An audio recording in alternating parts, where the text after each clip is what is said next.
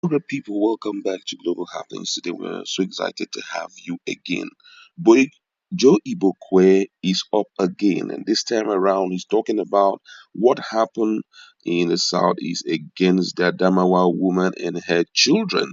And he's not just deliberating over it all alone, but has decided to call up a well respectable leader in the Southeast and has thrown diverse kinds of questions to him, trying to tell him, or let me say, telling him to tell the truth. And he came up from different perspective, and I feel that at this point, a lot of things are bringing people's mind, especially when that event took place. The presidency has even spoken about it that everyone should calm their nerves and everything should be well investigated. Nigerians shouldn't be in a hurry to begin to scream out loud about the issue so that it will not trigger what happened in 1967. But guess what? Joy Bukwe have these questions to ask Chief Ezeife. But before we do all of this, we'd like to encourage you to please subscribe to our channel by clicking on the red subscribe button and also the bell icon so that you can get notification anytime we publish our videos. Now, according to the news, Joe Ibukwe has been using his Facebook account to ask questions concerning the taking out of Harira and four of her children in Anambra State. This time around, he decided seeking answers from Chief Ezeife. Joe Ibukwe asked Chief Ezeife who the killers of Harira and her children are.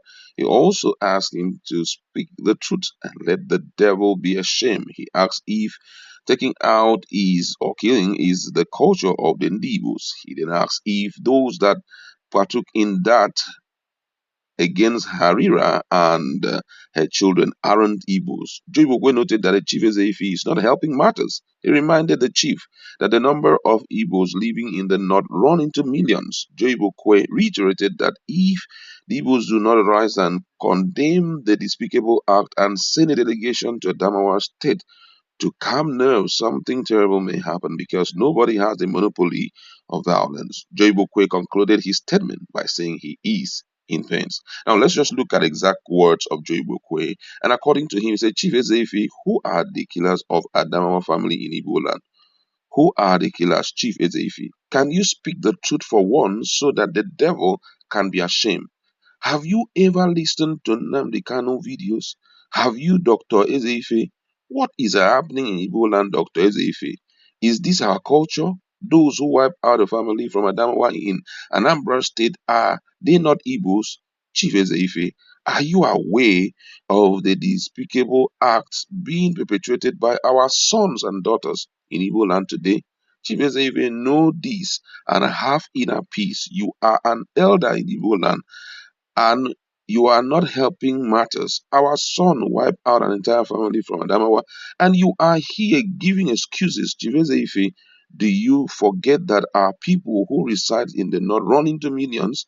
How did we get here that even elders cannot speak the truth at a terrible moment like this? Woe betide the nation whose leaders are babies. Nanny, it's seems to me that you are a baby. That's an insult. If we do not rise to condemn these despicable acts and send a delegation to Adamawa to calm nerves, something terrible may happen. Chiveze, if you know that nobody has a monopoly on violence, I am in pains. Those were the words of Joe Ibukwe, and as much as it's conveying the truth, but if you seek my opinion on this, I feel that the chiefs or the elders of Igbo lands would have convened, exchanged their words in their meetings than to come to a public glare and say it this way. You understand? Coming to a public glare to say it this way is not good enough. You understand? Now, don't forget that. When it happened in the northern part of Nigeria, nobody came out. Guess what? I have to be clear about this. I'm not in support of anybody on earth spilling blood because it's precious. It's not gotten from anywhere. Whether it is an Igbo man that is doing it, or a Fulani man that is doing it, or a Hausa man, or a South man, or a Yoruba man that is doing it, it is bad. I don't support it. But, taking into consideration the issue of being so open and letting the people know that even me as an Igbo man, this thing pain me. It should pain you people more. That's what I'm seeing here. Joe Ibukwe is trying to let them understand this thing paid me. And I feel that for those who are, out there, you should pen them more. We know all of this, but already we know that there is some level of misunderstanding between um, the North and the South. Issues of ethnicity, issues of religion, and all of that. But right now, my candid advice is um, everything should be done with wisdom. Elderly wisdom is very, very important.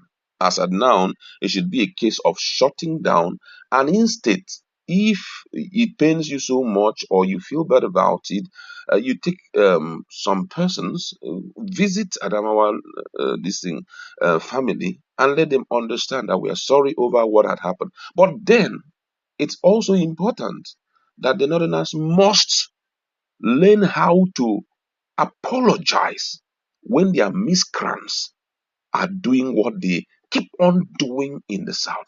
They should condemn it with all amount of strength, because unfortunately, why people are behaving this way, I'm not giving excuses for their actions, but why most of them behave this way is the fact that when it happens, nobody even cares.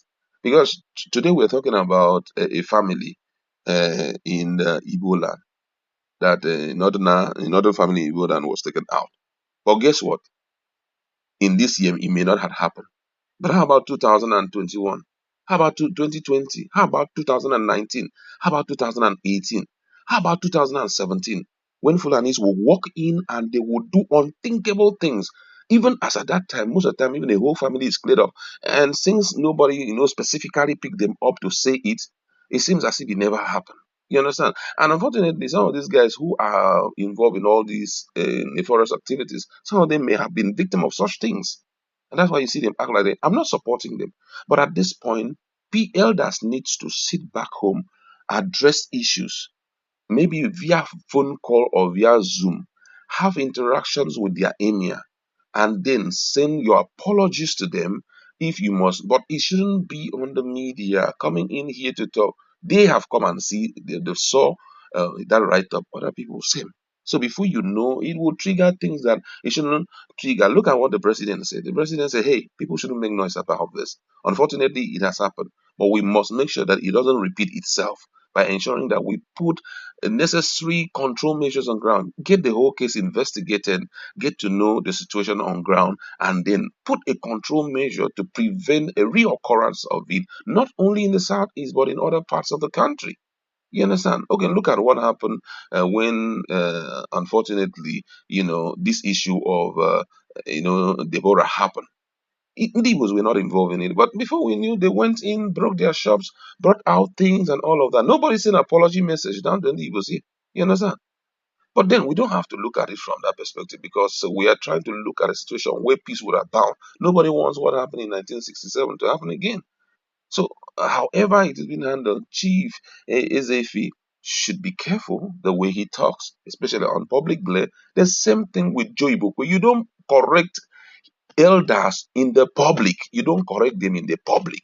These are people you can reach out to via phone calls and the likes. So coming to the public glare and trying to correct them and all of that, it makes no sense. These are people of the same ethnicity. So understanding should prevail. But however, that's where we like to leave it. Please do well to go at our comment section. No insults, please. Just tell us what's your viewpoint and what do you think should